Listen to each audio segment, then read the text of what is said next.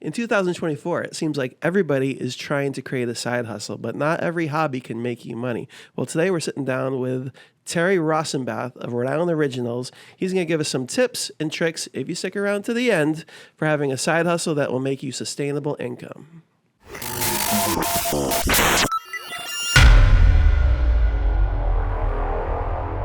Hey, welcome back to Blunt Force Business. I'm Brian Fauci. And I'm Patrick Marino. And today we are going to talk to you about side hustle. I feel like, Patrick, we spend a ton of time always on like these concepts that are really, and we tend to feel like we're focusing them on business. We got my man Terry here today, who is the king of the side hustle with a phenomenal brand that everybody, if you're in Rhode Island, you know his brand. And we're going to bring him into the conversation. Awesome. All right, so let's jump right in with our 3 Blunt Force facts. So, Blunt Force facts for your successful side hustle. Blunt Force fact number 1 is you have to know your why. So we talk about having to know your why in every aspect, and it's going to probably be a running theme today, is that starting a side hustle is not really that much different from starting a regular business. But I think that what happens is a lot of people, when they have something on the side, they don't think it through enough, and that's why it fails, right? They're like, oh, this is going to be just something I do on the side, so they don't give it all the same thought. So knowing your why, knowing what your product is, knowing who it's for, and knowing why it exists, but also knowing why you have a side hustle in the first place, because it's going to drive you to success, I think. Awesome. Blunt Force fact number 2 is you got to know your business. The same thing, right? It's like you start a side, something on the side, and you're thinking, oh, it's just going to be on the side, and then it fails. Usually because you haven't taken the time to really understand the business, right? We talk about it all the time. It's like, we want to start a bar. Do I understand how the restaurant industry works? I mean, those things, and those are the reason why things fail. So just like a regular job, you have to understand your business if you're running a side hustle. Awesome.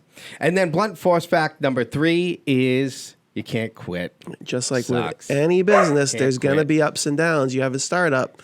It's not all going to be straight up. I don't know what it was like for Terry, but for most of us, our business is not straight up. We have our ups and downs, right? And the key is you just got to write it out, and you can't quit in the middle of it or you won't be successful. Terry, why don't you introduce yourself and Rhode Island Original? Yeah, my name is Terry Rajsombath. I am the owner of Rhode Island Original. It is a Rhode Island-based clothing company. That's pretty much it, man.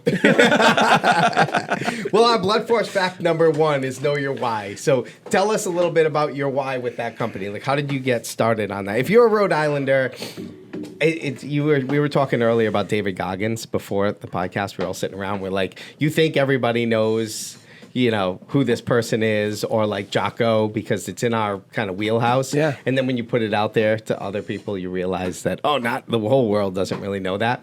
But most of the Rhode Island world knows Rhode Island Original. Like, they see the logo. I see I got Rhode Island Originals out right now. There's the logo. You're too nice, man. You're too nice. Well, it is true. Yeah. So what was your why when you decided to go down that road? What was your why?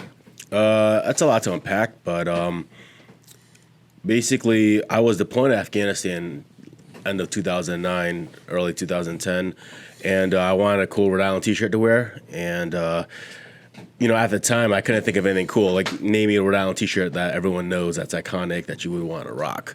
And I think probably the only thing you'd probably think of is that Providence shirt that everyone sees with block letters that you get off at Thayer Street from, it used to be that Army surplus store. I think they're closed by now. But after my deployment, so I got injured during my deployment, and my entire military career, I was planning on being in the infantry, staying in the infantry, going to Ranger school and trying out for SF and all that kind of stuff. But I got injured. I got shot in Afghanistan, and I can't run. If you can't run, you can't be an infantryman. So they were like, you got to reclass. So, which is interesting. We'll come back to that later. Okay, but go ahead, keep going. And so I reclassed to go to public affairs, and I'm back in school, and like I said, like when I was in high school, my whole game plan was to join the Marines and be a grunt, and so I didn't have anything outside of the scope of like trying to like be the best soldier I can be. Obviously, I joined the National Guard later, and when I was injured, I was back to square one. What am I good at? What do I want to do? Like, I don't know. Like, I didn't give any thought of that because I was like, either I'm going to live and I'm going to stay in the Army and, like, be an infantryman, or I'll be dead, and that's it. So I'm trying to figure out life, and I'm hanging out at my buddy's house, and we're watching The Walking Dead because he has HBO at the time, and I didn't. And we started talking about this T-shirt company that he was trying to start with one of our mutual friends, and he was doing a fitness business. And at the time, I didn't know anything about entrepreneurship. I didn't think I liked it. I honestly thought I hated entrepreneurship. I was one of those people who thought like being a salesman is sleazy. You're kind of like a like snakesman, like Snake oil. Every entrepreneur is selling snake oil. Like F capitalism. Not that hardcore, but I was just like, I wasn't about that. I wasn't like this hippie granola crunch bar eating person, but I was on the side that people who are in business were just after the dollar and didn't care about you as an individual. And so business was the farthest thing from my mind. But talking to my friend, I was like, well, you should probably think of doing this and doing this because like I like being creative and I don't believe in quitting. And so he was like, yeah, you got some good ideas. And so I was like, you know what? I'll join in with you. I got nothing going on right now. Like I'm going to school for a bachelor's, but like I don't even know if I want to use it. And so I helped him with his T-shirt company, and it was supposed to be a fitness brand. And before we were going to do the fitness brand, I said, hey, listen, we don't know anything about business. I don't know anything about like T-shirts, textiles, printings, things like that. I was like, let's first do a Rhode Island T-shirt company because like I always wanted a cool Rhode Island T-shirt, and it'll get our feet wet. So we did that. And before we did that, again, because I didn't know anything about business, I was like, I know some stuff about photography. Let's start a photography business so we could learn the ins and outs, the EIN, registration, general partnership, all that kind of stuff. I could get better of my social media content creation, learning how to make photos and videos, networking, working with models, and we did that. And so after starting the photography business, which helped me learn a lot more about Instagrams and social media, because I didn't know anything about social media. I was a complete bro. I was like, I don't need Instagram. It's dumb, All I had was a Facebook. So I learned all that, and then we got into the T-shirt business of Rhode Island Original. It just really took off for me. I got really passionate about the business, which essentially is wrapped up in a nonprofit aspect. Again, I didn't know anything about business at the time. I didn't know everyone and their mother was trying to create a clothing brand. Not trying to knock anyone who is. Yeah, but it's popular. Yeah, but it is a popular thing. It's a low barrier entry thing where it's easy to get on a DTG platform and just have a design and make money. Right. I think there's a lot of, if you did a search right now for easy like drop shipping businesses, like how to make money on wherever, like a lot of it's like T-shirt. Like there's a lot of T-shirt like tutorials, like how to create a T-shirt company. And I didn't know like I didn't know entrepreneurship was being cool at the time, and I didn't know like T-shirt. Everyone was trying to start a T-shirt brand, but that's where I was, and I didn't know like every other company was like, oh, we give our 10% to like a nonprofit. I honestly thought I was being original because I was sitting in a. Of course you did, because Rhode Island Original. Well, I was sitting in one of my economics classes, and my professor was like, he was like, if every organization like thought of the people and like gave back in some sort of way, this world will be a better place. I was like, well, I'm starting a business. I was like, that'd be super cool. And so I took the approach of trying to be socially conscious. And so that's what's led me to continue my business, honestly, because I didn't know anything about business. And I think a lot of people are naive. At least I was naive when I started the business. I was like, oh, it's just T-shirts. It can't be that hard. But now I know it's like whether you're selling toothpicks or you're selling commercial real estate, if you don't know what you're doing, it's a lot of work involved, and there's a lot of ways to bleed. Maybe not real estate because like it's a lot of just the contracts and negotiation and the paperwork. But if you're starting a business, there's so many different ways to bleed, from like building a product itself, trying to market it, just shipping it, and just having the website. There's so many ways to bleed money. So it sounds, one of the things that, and I've been able to kind of watch you kind of go through the journey and be, and know you through a lot of this time. And one of the things you're always doing that impresses me is I always feel like you're testing and improving, testing on a scale where, like you just brought up, like there's a lot of ways to bleed, but kind of doing it on a scale where you're containing the bleed, right? Controlling the bleed. Yeah. But always like looking for ways to make this better, and the passion piece of it. And you brought up the fact that, the drop shipping piece is super popular, a lot of people doing it. But I think what's made you stand out from what I see, right? So I'm the consumer, which is cool because I'm viewing it through the lens of I see it all the time, right? I'm purchasing it, experiencing it. It's easy to give our own product and service like a different rating because like we put everything into it. But I've seen like the evolution of quality and just the time and effort you've put into just like the brand building, and I've watched how well you've done that. It's been really impressive. Like just the way you've taken the concept of your photography company and used that as like the passion behind, all right, we're just going to brand build here around Rhode Island. Like, so you go on, when I would go on your social media stuff, it would be all these phenomenal pictures of the city skyline or the sunset or the beach, it's all Rhode Island based stuff. And then integrated in there, you're working with the models, and you'd have like your clothing in there, and just the whole piece of it. I always felt like it just grabbed me. There's stuff I see all the time on social media, and it doesn't. You just do the scroll, but when I see your stuff, it's almost like identifiable. Even if there isn't anything related to Rhode Island Original in the picture, I almost automatically know, like, oh, that's. I bet you that's Terry's stuff. I bet you that's because that. Going back to like knowing your why, right? Like the passion comes out no matter what the deliverable is if you do it well, right? Like the deliverable is great because the passion behind the why is there. Yeah. And it's cool how it did transfer into the nonprofit piece, but and it's interesting how you got into t-shirts. Like not really even how you got into clothing, period.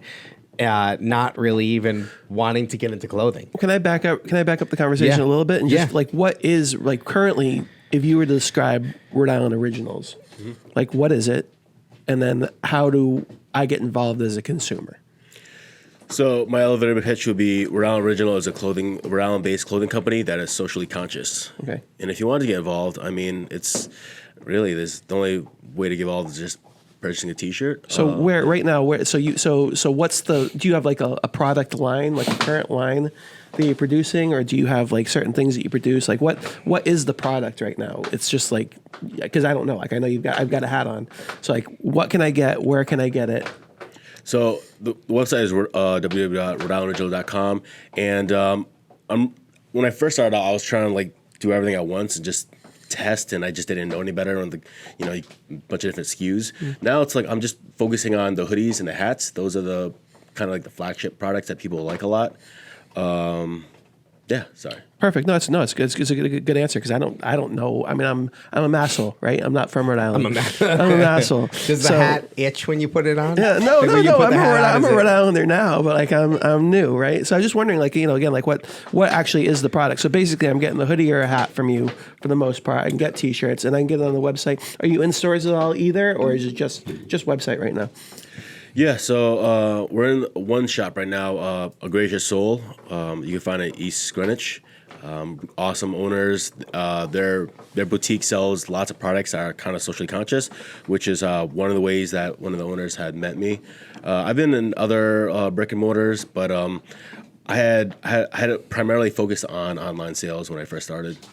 How did you get to the point where you're basically mostly or only focusing on the, like, just tell a little bit about the evolution of how you got to the point where it's like hoodies and hats versus other things you've tried, maybe even talk about something that you tried that didn't work, that got you here.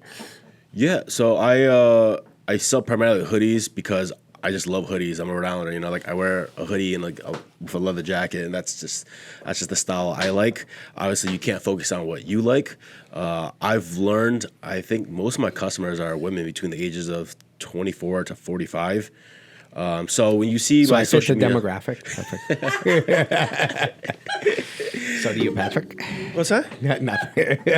Yeah, I mean, so obviously I sell to both men and women. I just skew my business, if you look at it on the social media, more towards women because they tend to buy not only for themselves because they like it, they think it's cute, they wear the hoodie or they wear the hat, but then they buy for their boyfriend, and then they buy for their brother-in-law, and so like they're my biggest buyers. So I just skew more towards them, whereas guys like my stuff, but it's heavily women who buy my things. Knowing what you know now, actually we talked about this, like we did a I don't know if we did it on the podcast. We definitely did it in the class. We talked about how like the company Gillette, right? And no, not Gillette, Old Spice. Old Spice was trying to revamp their brand, right, and start selling again. And the key insight was that even though men were the number one person who was using there's no Old Spice products for women. They sold to women because women were the primary buyers, right? And women bought the product and gave it as Christmas presents or gave it as, they'd be the ones, stereotypically shopping in the store and saying, oh, I want my man to smell good. And that's how they developed their whole marketing campaign. But I was curious if, now knowing what you know now, especially since you talked about Instagram a lot, like Brian and I's audience isn't primarily a female audience. But if you looked at our analytics on Instagram, it's primarily women who are engaging with our content. Do you think, knowing what you know now about your social media journey and the stuff that you're doing, do you think that has contributed to the fact that it's a lot of women buying the product? Are you asking about my social media engagement and growth? Or? Well, yeah, just because, if you're so for example, if you're primarily a YouTube brand, you're primarily going to have male interaction because YouTube interaction is primarily male. You know what I mean? If you're on Instagram, your primary audience is female, by like percentages. So I was just curious. It's more of like a curious factor, because I know you've been through this journey and you've been learning as you go. And you just mentioned the fact that most of the purchasers and wearers are women. Do you think the fact that you're heavily Instagram made a difference in that? Because obviously you're just guessing. You didn't set out to create a female brand. You set out to create a brand. Or unless it was a way of meeting women, unless that was the whole. No, trust me. That actually worked counterintuitive in my love life, because if I work with a female, she models me, I'll never ask her out because I don't want to be that guy. That's good, because my stepdaughter modeled for you, so it's good to know. Well, we also don't want to. We don't want to have like a Me Too thing going on. Well, I did ask out one model, in the very, very beginning of when it started. So in case we're cool now. It's nothing. It's nothing weird. We all make mistakes. It's okay. You're just human. But I think so. Yes, it wasn't intentional. But it's like I'm seeing a lot more growth from Instagram. So if you put aside whether it's men or women, I've seen a lot of growth from Instagram. I've seen where it's like if I stop posting on Instagram, the orders start coming in less and less. Facebook has been a large ROI. I think it's true that most people who'd want to buy would be on Instagram, especially the younger generation. Yeah. But Facebook wouldn't be dead for me personally, because of the fact most of my buyers are older, 30s and plus. So, and a lot of those, those cohorts are on Facebook. So it's not, Facebook isn't completely dead. I think it depends on your market. And for a while, everyone was saying brick and mortar is dead. Like I have my wholesale buyer. He says they're flying off. When I was in Kosovo, he was like, "Hey, listen, I need more hoodies." Well, you know what? Everything goes around and comes around, right? And I think that we just went through a huge change in just the way everybody does business, but also the way people interact with the world, because we just went through the pandemic. So you're talking about this big push to virtual, and then drop off the freaking cliff where it's like no one can even leave their house and you have to do everything virtual. Right. And then when people come back, it's like, there was this little period, right? 2021, 2022, everybody's kind of testing the waters. Now I think there's a lot of people who are just like, get me freaking out. You know what I mean? Get me out. Let me feel something. Let me touch something, because we weren't allowed to for so long. And I think there's going to be eventually, especially with your Gen Z and younger, who grew up, we didn't grow up on, how old are you? You don't mind me asking? 37. Right, yeah. So when we were kids, none of this existed, right? So we didn't go through what my kid goes through, where he got given a tablet at age 1, right? We didn't have tablets. There was no tablets when we were 1. So the kids who grew up with just having technology, they might be aging into a point where they're want to discover some real experiences. Can I touch something? Can I feel something? Can I go to stores where they, where we're more oh, online, it's way more convenient. We just have to go places. Right. And they're oh, we've never gotten to go places. We can just buy everything we want online. Right. Oh, that's interesting. Yeah, it's the inverse of that. Yeah. I think one of the things that's, we talk about this as one of our blunt force facts in that you do need to know your business. I've always really been intrigued with how much you will immerse yourself in the details of what you're doing to get it just right. Watching you go through the iterations of clothing and the printing process and like really digging in. And then I remember when you were thinking about getting into jewelry, and you went and you worked for Tiffany. Oh yeah, I applied to work at Tiffany's. Right. Yes, I could learn. Right, but I mean, like that process of treating the business real, right? So like not even though, and this was a second job for you on top of your full-time job, but you never treat it like that. You always treated the thing as if it was, the most as important as everything else. Yeah. And I think that's where people fail with side hustles. What's the famous we talk about all the time? It's like we want to start a bar because we think it would be fun. It'd be cool, right? Exactly. But it's I mean, not, by the way. They almost all Raise my freaking hand, they I'll almost tell you right all now. don't work. Yeah. Because like I don't know anything about running a bar. Yeah. Right. So what would you say the number one thing you did was to get to this point with the t-shirt company? Like what was your main mode of learning? Just doing, really. Like Ryan was saying, I think you're kind of alluding to the point where it's like a side hustle is almost a myth. Because when you think side hustle, you're thinking, oh, like I'll do this really simple thing and make some simple money. Usually it's because it's a side hustle because someone has put so many years into this thing where they know the ins and outs, where they know like to avoid this certain product because it's bad and the customer's gonna be angry and you could get at this price, you could save yourself money. And they just spent hours and hours and hours learning the skill so it's actually good. Because when I'm doing my job full time, public affairs, taking photos, like it looks really easy, and yeah, I'm just pushing a photo, but I've taken over a decade holding my craft and knowing where to be, where to put myself, how to get my shutter and all that kind of stuff. So yeah, I could start a side hustle, like doing headshots, charge you $100 for a headshot, but that's because I've been doing it for years. Same thing with a person who's got this. Speaking of your photos, on the video, we'll share, I'll get this to you, we'll share that you just had that award-winning photo. Right, that was a long time ago. That was a while ago. That one's phenomenal. Yeah. I'll put it up this so we can throw it up there. You got to see this photo that he grabbed. It's nice. I'll let it speak for itself. But go on. Well, that photo was a photo I took. I found in my my phone. I was trying to find like my old transcripts for something, and this is a photo I took. I can't remember. But I was in Germany taking photos of an international NATO competition, and I was ironically in school at URI for photography. And this isn't to knock the teacher at all, but it might, so it's cool. But like so.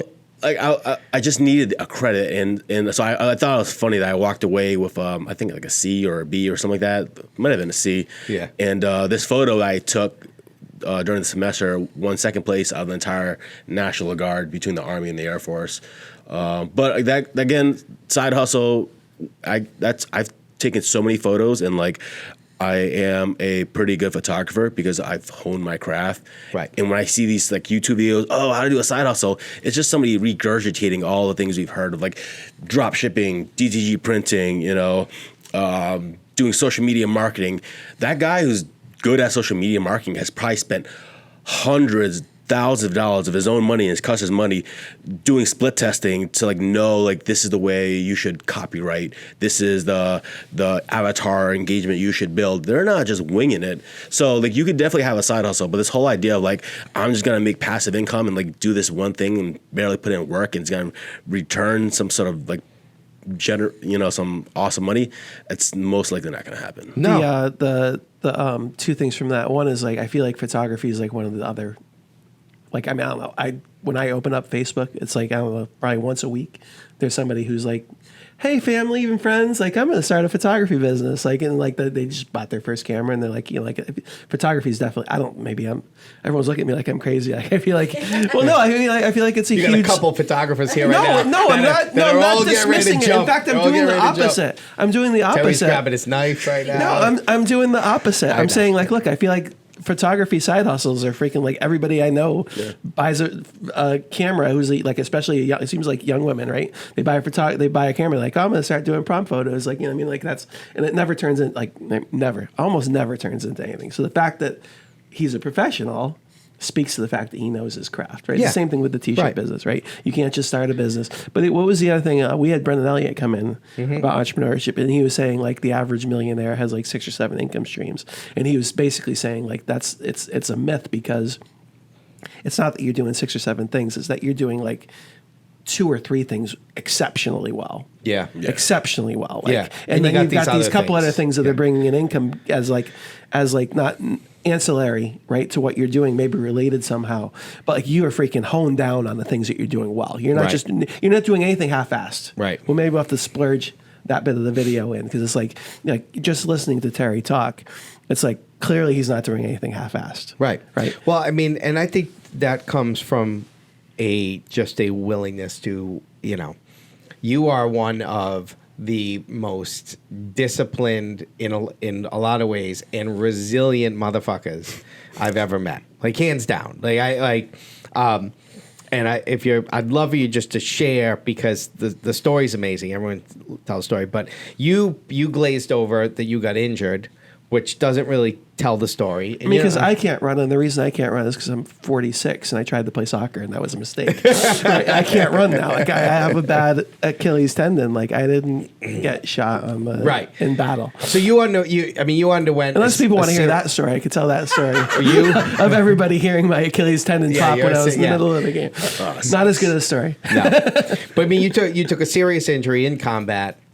Spent a long time at Walter Reed rehabbing it, and didn't know if you'd have a military career after that, and didn't know if you'd be able to walk, from that injury, and then eventually them telling you might not be able to run, but what you did with that information to me is like extremely motivating, and it's we talk about this all the time. Like you have to be resilient as an entrepreneur. You got to be willing to drive when when things don't come the way you want them to. You overcome, you work, and how you've kind of done that in your life it's no coincidence that you apply that same thing here. Can you give us you want to take us on your journey of rehab and some of your, from the guy who can't run, some of your accomplishments in some pretty significant extreme athlete competitions since then? Yeah, sure. I mean, so I was at Walter Reed for 10 months. I went through 12 surgeries, and one of the doctors was asking me like what I wanted to do after I got out, and I had mentioned that I wanted to do a triathlon. Like I have this big bucket list when I was young. I was like, backpack Europe, do a triathlon. And one of the other doctors scoffed, and they got me really pissed. And I was like, this fucking asshole. But the thing is, like, I didn't understand at the time when they were telling me I'd never run again. It's not that I can't physically run. It's because I'm missing a chunk of my hip. I'm missing a ball portion of my femoral head. So that means like I shouldn't run because my hip will demolish eventually like chalk dust. Yep. So, but I didn't hear that. I just heard like you can't. So that made me really, really angry. And so I tried out for the last half Ironman we had in Rhode Island, the 70.3, and I didn't run it, the running portion. I had crutches with me because I didn't know if my hip was going to give out. So I just I walked the whole running portion, but I made it. I got done with that one, and I was like, well, damn, like I get a half Ironman. Maybe I could do a full Ironman. And so then, I did a full Ironman. Terry called me a couple times. One time that sticks out was, I know one of the recent ones, the Ultra. Yeah. I know you didn't finish that one, which I could say, but before we say we didn't finish, like what are the distances? Yeah, right, right. So go ahead, give the distance. What are they? Well, I have no idea. I always forget. I don't know, but like whatever Ironman is. So an Ironman is like. Is Ironman a full marathon? It's a half a marathon. It's a full marathon. Okay, so like 26 miles. It's a 13-mile swim. Google this? Yeah, Googleize it. So Googleize it. Pull it up, Jamie. Yeah, so pull it up. So I think you're probably alluding to like my why while I'm still doing the business, and while you're looking that up, Patrick. I was after I did the full Ironman, I was like, well, I think I could do like a double Ironman. So whatever an Ironman is, what is that? Well, this was saying the traditional triathlon is 2.4 miles of swimming, 112 miles of cycling, and a full marathon for running. Okay, so after my full Ironman, I did a double Ironman. So I did the 4.8 mile swim, and then I barely eked out the bike portion, and then I got the bike portion's like 100-something miles, correct? I have no idea. Well, it was 100. It's 112. I guess we're bad at Googling. I used to be good at Googling. So double ultra triathlon, swimming 4.7 miles, 220 miles cycling, and 52 miles running. Yes. So that was I started doing that one, right? And I didn't train for it. I had meant to train for it. So he calls. I was going to add this in because this is fucking hilarious. Calls me and my friend Pete that we're all very close. And he might not even been a call. Might have just been a text message. Like, hey, do you want to be part of my team? I'm going to do a double Ironman or something. We're like, cool. When? He's like, well, next week. I haven't really trained, but I'm just going to go do it. like, listen, I get it. You don't have kids. Like, for me to pop smoke for, So, like, 52 miles, like, if I'm driving that, I got to stop. I If I'm driving, I got to stop, pull over a second. Stretch, Yeah, exactly. roll Stand out my up, calf. get myself a Slim Jim, get back in the car. I'm glad you remember that. I don't remember that at all. I remember. No, because it's like impressive. Me. Sounds like me. So somehow you quit in the middle of that. Yeah. Yeah, no. So I didn't train and I didn't make it because you could. I think if you're time out or you time out after you have to hit a time at each interval, right? So you can't continue, right? If you don't hit the time. Yeah. So I made the times for the swim. I made time for the bike and the run. As I'm walking, I'm doing the math in my head. I'm like, I'm not gonna make this. Like unless I run, I'm not gonna make it. So then I was like, I'll just DNF, and so, and I didn't train only because I was so wrapped up in the business. Like my business was taking up all my time, and so, I gave it a year or so again, and then I'm like, I'm gonna go for another shot, and I did some training. But like I didn't do enough training at all, and so like I'm on the bicycle for the second time doing this double Ironman. It's like midnight. I'm falling asleep at the bike. Like I'm about to like crash, and then I'm just like, why am I doing this? It's like I hate cycling. I don't care for cycling at all. I hate swimming. I hate it now. Like it's just like so, because like while I was doing the double Ironman the second time, I'm talking to people, and they're like, yeah, I love swimming. They're like, like an hour and a half in, I start getting into it. I'm like, an hour and a half? Like, so like I realized like I used to love running. That was my only jam really, like running, and which obviously I can't do. And then I was like, why am I doing this? Like I'm just like a dog and you just threw a bone. Like I'm just chasing a bone. And I'm sure like some of it has to do like maybe some like the whole David Goggins thing and all that. But honestly, it's like I think I like setting out challenges for myself. And I was like, I'm gonna see if I could do this. I want to see if I could do this. But like I don't let up, which is also kind of like the bad part of it on the other side of the coin. I don't let up. And it was just like at some point I was like, I don't authentically want this. And I started like talking to myself. I'm like, is this me trying to like justify quitting? Or is this me saying, I don't actually want this? And I realized like after I quit the second attempt for the double Ironman, and I'm totally fine with it now because now like I had that reflection. I looked at my business. I'm like, I'm burning myself out with my business. When I started it, I realized I latched onto something to give me like some purpose and meaning and direction. After I was like, I don't know what I'm gonna do now that I'm not gonna be infantryman. And I was like, do I want this business? Like I'm killing myself to like make this business work. And it's like, I'm not passionate about selling t-shirts. Someone's probably out there like super into like making designs and, getting online and doing all that. Like, yeah, I enjoy aspects of it, but it's like, it's not like my passion. And then that's why it led me to my why. I was like, no, what gets me going with this business is like, I like the idea of what I can do to help make Rhode Island a better Rhode Island. And so I started pivoting the idea of just focusing more on the nonprofit side and figuring out a way where it's like, obviously a business has to sustain itself. It has to make profits or else it's not gonna grow. So I'm at this point now in the business where my why is, how do I make this continually grow and then take the profits to help Rhode Island? And also at some point, figure out a way to make myself self-incentivized by getting paid. So that's where my why is now with the business. I mean, it isn't. You can't just have. We've talked about this before. Like just because you have a passion doesn't mean you have a business. Yeah. Right. I mean, you have to. If you didn't know all the other stuff about having the business, then you wouldn't be. You wouldn't be successful. Right. You have to have more than passion. Passion just doesn't do it. I think it's. It's freaking a lot to unpack there. With the business now, Well, first of all, maybe go back to the nonprofit piece. So, like, what nonprofits is your business a nonprofit, or do you have it as a for-profit where you give some of the proceeds? How is it structured?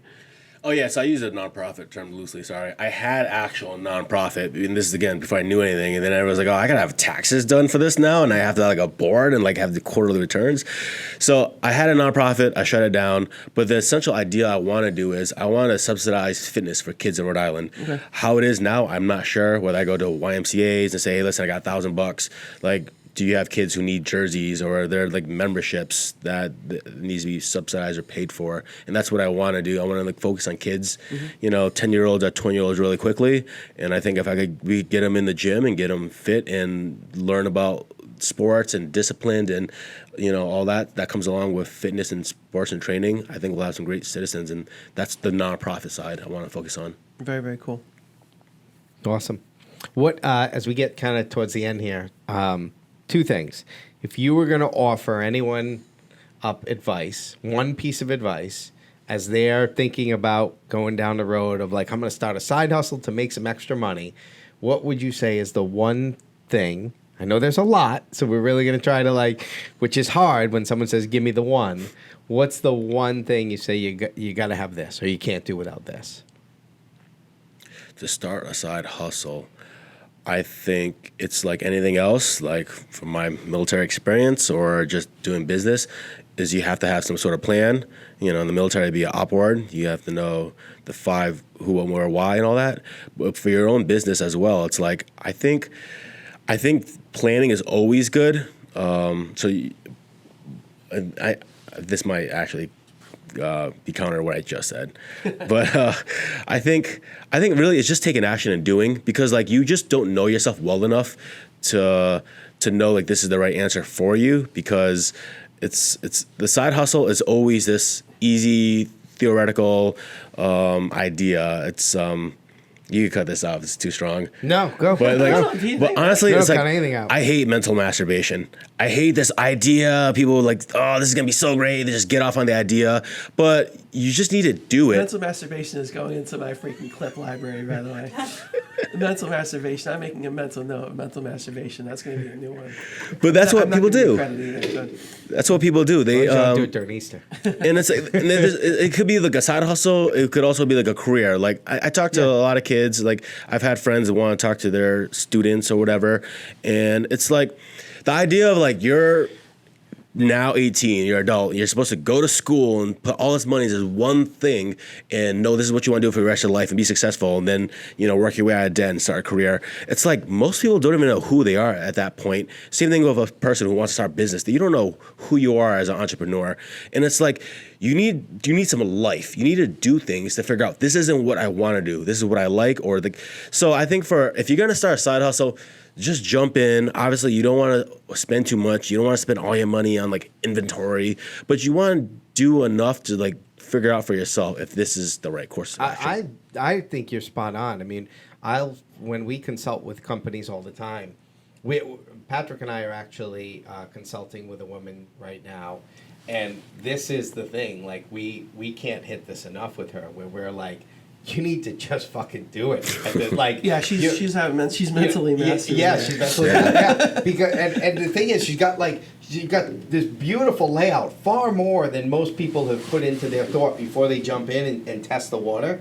And she's like, every week, it's like, so finally I pat ourselves on the back a little bit, because I do believe that we help. She did all this amazing work, but we definitely were the catalyst she needed for that motivation right there. Like, I mean, just do it. These are, I think, these are probably the two most important things. There's another piece that I want to get into, not here, but in maybe a future podcast or something like that. But this idea that positive thinking doesn't equal success. In fact, it can be kind of counter your success if you just think positive, you're optimistic, or whatever it is. But there's nothing substitutes for a good plan. There is zero substitute. So it's like the people who are successful have a good plan and they execute on it, right? And the fact that you guys are coming from this military background, I think probably helps you, right? In terms of like always having, Brian's a big process guy. I assume that you must be somewhat of a process guy. It's like learning. Here's the book on how to whatever he's doing in the Air Force, right? And now he's moved that into other aspects of his life. There's no substitute for a good plan. You can be as optimistic as you want about the success, but then you've got this analysis paralysis, which is probably the other way of mental masturbating. Analysis paralysis, where you're just over planning, right? You're planning to the point where you've never actually gotten anything done. So I think that's probably the key to a successful entrepreneurship is probably just where's the line? Planning too much, getting into it without a plan. Where do they meet? And then we find that, and then we've got Rhode Island Originals, right? We've got gold, right? So, yeah. Something that works, So I think that even though they are counterintuitive, I feel like that's probably the whole game, right? It's figuring out where to stop planning, where to start doing, and where they meet. Because if you just do with no plan, you're gonna freaking burn up, right? But at the same time, or I should say, probably part of it is like you start doing and then you develop your plan because you don't know what you're doing. Yeah, you build the plane as you fly. Yeah, exactly. Yeah. That's I like that too. Love I'm still on that one too. How did you guys meet, by the way? So you're talking about knowing Tinder. each other quite a bit. So no. I was assuming Brian was that first model. That was my assumption. Brian was the first Rhode Island Originals model. I think my daughter was one of the first models, actually. She was in there. She was in the beginning lineup. Yeah. No, we actually met through a mutual, my business partner, Peter, and that's how him and I got connected, and we've been good friends ever since. Cool. Yeah, it's been great. And Bo's happy to be part of the team. This was good. This is great. You have anything else? Yeah. Well, what's next for Rhode Island Originals? What's the next step? Like, what are you guys doing next? Like, what's on the near term horizon for the brand? So now that I know my why and I have a solid system, so I can actually do a side hustle because I know the ins and outs. I'm just gonna keep it going and take my time with it. I just got back from Kosovo 3 weeks ago from the deployment, and I'm gonna focus on slowly talking to other small business owners who want to do wholesale. That way, it's essentially like a drop shipping business. Like I just recently put an order. I called. I put in the order to the manufacturer, sent to the printer.